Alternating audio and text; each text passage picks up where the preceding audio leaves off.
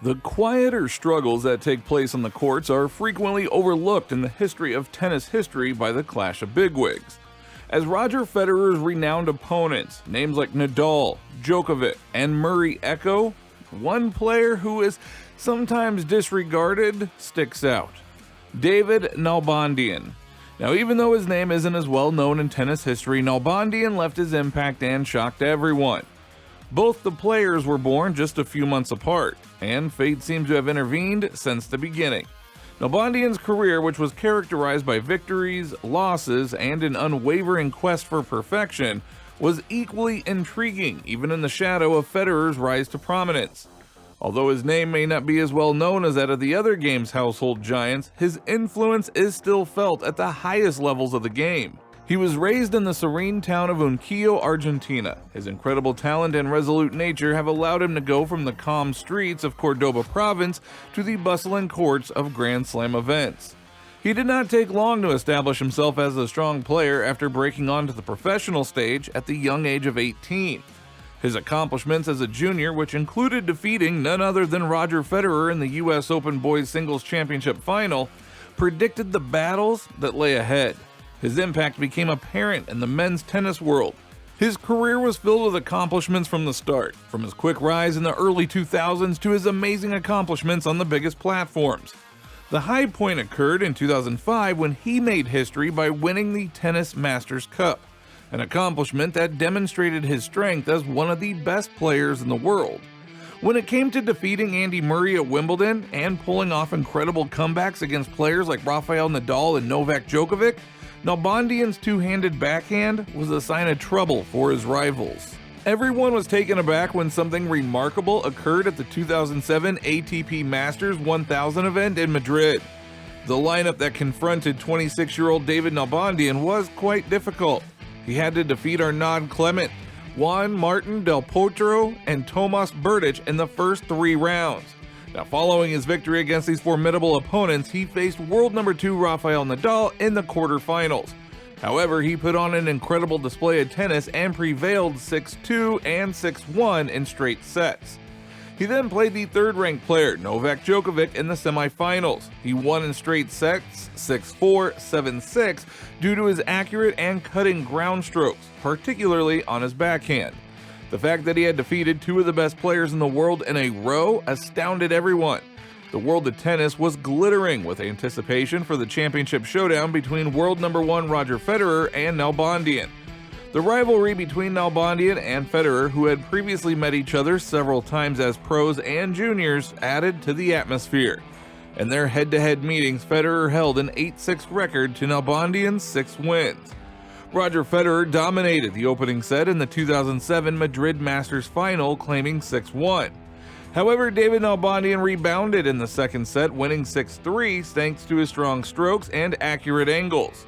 Nalbandian maintained his impressive play in the last set, broke Federer's serve, and held his own to win the set 6-3 and the match. Nalbandian became the first and only player to defeat Rafael Nadal, Novak Djokovic, and Roger Federer in the same tournament, making his triumph historic. Nalbandian had a similar remarkable run in Paris. In the third round, he overcame Rafael Nadal once more. He then defeated David Ferrer and Richard Gasquet to go to the championship match. Once more, he defeated Nadal 6-4, 6-0 to win back-to-back ATP Masters 1000 championships. And with this extraordinary feat, Nalbandian cemented his place in the history of the game and became the best player to have ever won a Grand Slam. However, Nalbandian's career was disrupted by injuries, as is the case with many great athletes, which took away from what could have been an even more remarkable career. His determination and energy did not waver even in the face of failures.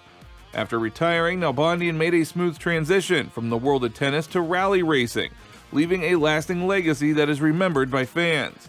Because of his fiery personality, Nalbandian has found himself in sticky situations frequently, generating talk that both fans and tabloids find fascinating. It's not only about his skill on the court, there is drama and intrigue that follow him everywhere he goes. His hopes of winning another championship were severely dashed at the Queen's Club Championship Finals in 2012 when he completely lost his composure. He kicked an advertisement board violently out of frustration after missing a big point, hurting a line judge in the process.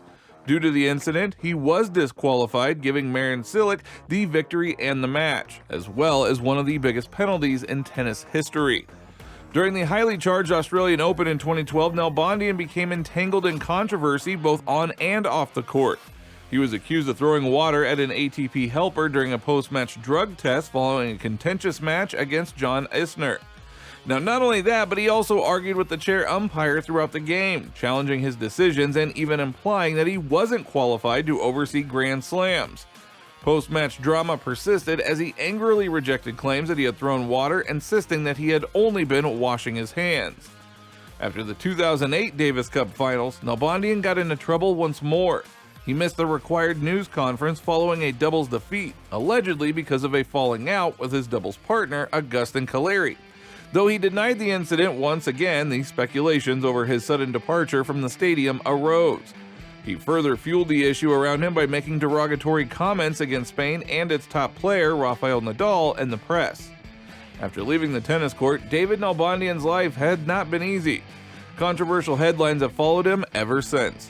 The reports of his suspected involvement in a troubling event involving his 29-year-old ex-partner Araceli Torrado had been making headlines in the tabloids lately.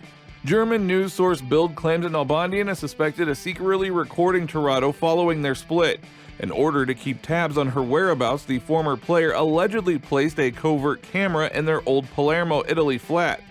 When her brother found the hidden device in her bedroom, hidden under an air vent, Torrado's horror was evident. Torrado revealed her distress at the infringement of her privacy in a frightening indictment, saying, "The horror was indescribable. He not only watched me, but could also see me naked." Nalbandian first avoided judicial consequences since there was not enough proof. But nevertheless, audio recordings and communications allegedly confessing to the filming were discovered after relentless efforts by Torrado and her legal team. The former tennis player apparently confessed in a devastating voice message saying, "Do you want me to be honest? Yes, I set up the camera." Torrado isn't hindered even after the judge decided that the camera installation wasn't illegal. Determined to get justice for the invasion of her privacy and dignity, she is suing Nalbandian for stalking and sexual harassment. While the legal dispute was becoming worse, Nalbandian made an effort to make amends with Torrado. He admitted to installing the cameras but said he couldn't view any of the material due to technological difficulties. Nevertheless, Torrado is unwavering in her pursuit of justice, having made her intention to take her ex-partner to court in both a criminal and civil capacity.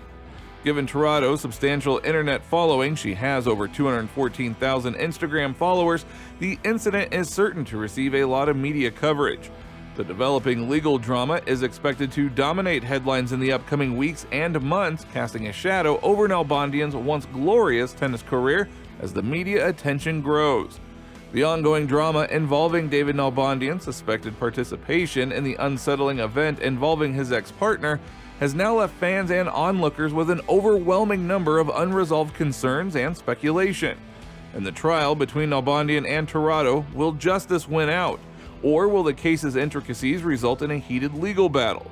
How will these scandalous headlines that now shroud Nalbandian's once glorious career affect his legacy in the tennis world? Only time will tell what revelations are ahead and how they will affect the stories of individuals that were involved as the story captivates audiences and makes headlines. But what do you guys think? Are David's days over? Let us know down in the comments section below, and if you like this video, hit that subscribe button and press the bell icon so that you are notified as soon as we upload our next video. Thank you for watching.